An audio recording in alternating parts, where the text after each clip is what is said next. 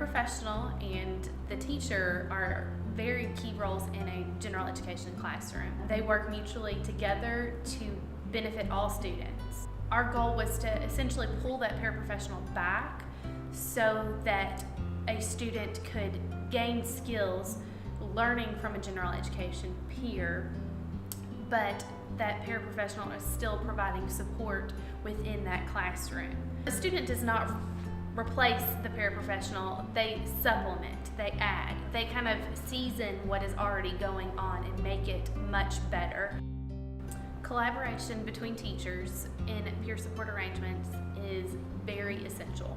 One of the big things that I took away from this was to start this relationship with somebody you get along well with, another teacher that you already have a very good relationship with.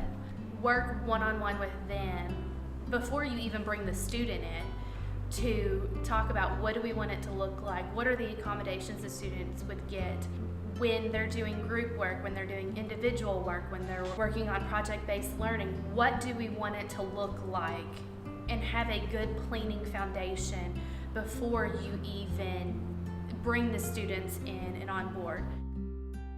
Peer networking and peer support arrangements in the classrooms have had an impact on the larger student body because of the effect it's had on the smaller portion at first.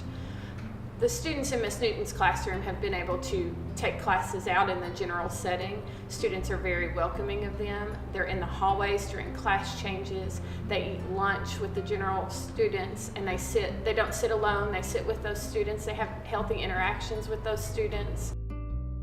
Much like the goal in a collaborative classroom setting where there is a general education instructor and a special education instructor, the goal, when I walk into that classroom, I don't want to know which one is the general education instructor.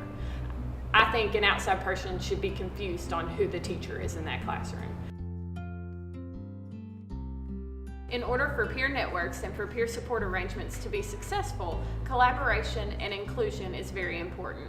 I collaborate with our general education teachers very closely. It's key for me to tell the other teachers, I saw this behavior, this is how I'm handling it. We're all on board together. If we're not on board, if you don't have administration support, this is not going to run smooth. If you don't have students willing to buy in and say, hey, let's work together, let's be a team, then it's not going to work well.